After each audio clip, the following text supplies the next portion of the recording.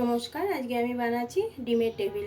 এর জন্য কী কী উপকরণ লাগবে, এই যে ডিম 6টা নিয়ে নিয়েছি সেদ্ধ করা, এটা সেদ্ধ করা আলু, এটা কুচনো পেঁয়াজ, এটা আদা রসুন বাটা, আর এটা কুচনো লঙ্কা। যার যতটা প্রয়োজন সে ডিম আর আলুটা বাড়িয়ে নেবে।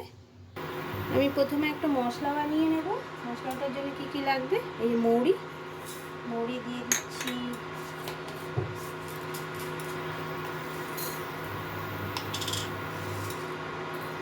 এই জিরে দিয়ে দিচ্ছি, এটা গোটা জিরে,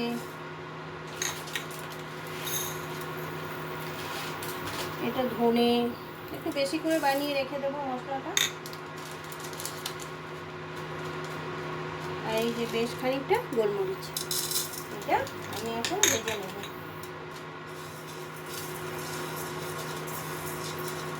আমি এটা ভেজে নেব ভালো মতন, ভেজে মিক্সিতে গুঁড়ো করে নেব। এবার আমি পুরটা তৈরি করবে। এই পুরটা তৈরি করার জন্য প্রথমে সরষের তেল দিয়ে দিলাম।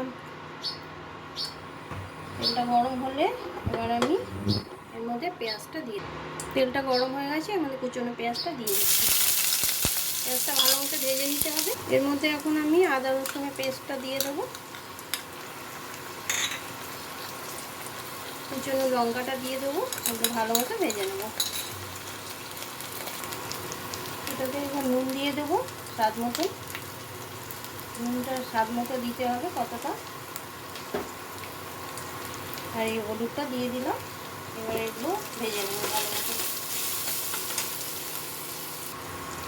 এবার এই সেদ্ধ করা আলুটা এর মধ্যে আমি দিয়ে দেবো, দিয়ে ভালো মতো মিলিয়ে নেব। পুরটা রেডি। এর মধ্যে আমি সামান্য চিনি দিয়ে দেবো। আর এই যে ভাজা মশলাটা ভেজে রেখেছিলাম, মশলাটা দিয়ে দেবো বেশ খানিকটা। আর একটু এই গরম মশলা, গুঁড়ো গরম মশলা দিয়ে এটাকে ভালো মতো নাড়িয়ে নেব। তাহলে আমার পুর কমপ্লিট হয়ে, আমার এই যে পুরটা কমপ্লিট, ঠান্ডা হয়ে গেছে। আর এই যে ডিমগুলো মাঝখান থেকে এইভাবে কেটে নিয়েছি। এখন এটার মধ্যে আমি একটু কর্নফ্লাওয়ার গুলিয়ে নেব। এই কর্নফ্লাওয়ার নিয়ে নিচ্ছি। ব্যাস এতটা হলেই হয়ে যাবে। জল দিয়ে আমি গুলিয়ে নিচ্ছি।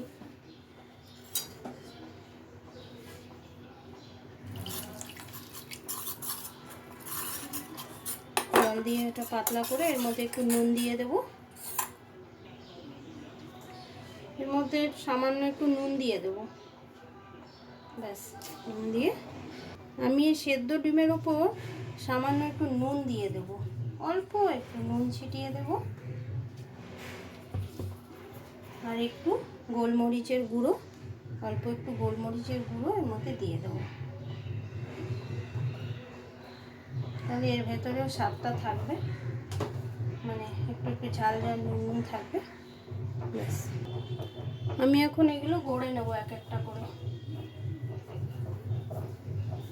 এই যে এতটা আলু নিয়েছি,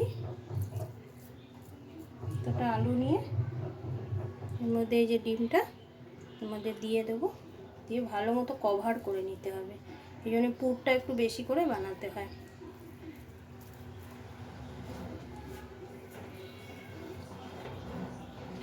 এই যে এইভাবে ভালো মতো কভার করে দিতে হবে।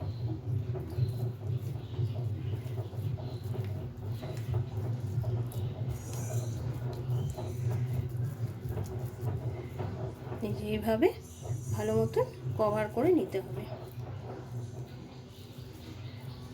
এই যে এইভাবে ভালো মতো কভার করে নিতে হবে। তা আমি প্রত্যেকটা গড়ে তারপরে ভেজে দেখাচ্ছি। এই যে আমি চপগুলো বানিয়ে নিয়েছি, এবার আমি ভেজে দেখাচ্ছি। কড়াটা গরম হয়ে গেছে, এর মধ্যে আমি সাদা তেল দিয়ে দেবো। বেশ খানিকটা ভাজতে হবে তো ডুবো তেলে। তেলটা গরম হয়ে গেলে আমি ভেজে নেব। তেলটা আমার গরম হয়ে গেছে। এইবার এই যে এগুলোকে আমি এই কর্নফ্লাওয়ারের মধ্যে ডুবিয়ে, এই যে এটার মধ্যে ব্রেড ক্রাম্ব রাখা আছে, এর মধ্যে দিয়ে দেবো।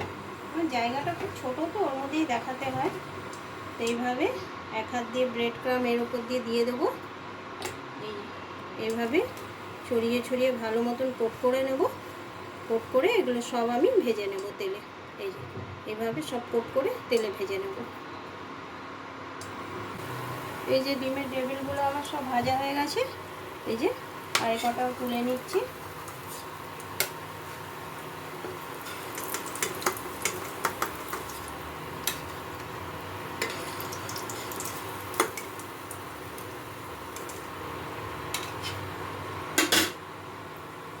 এই যে আমার ডিমের টেবিল তৈরি। এই যে রিং পেঁয়াজ আর এই সস দিয়ে সার্ভ করে নিয়েছি। এই যে যদি ভালো লাগে তো একটা লাইক করে দেবেন।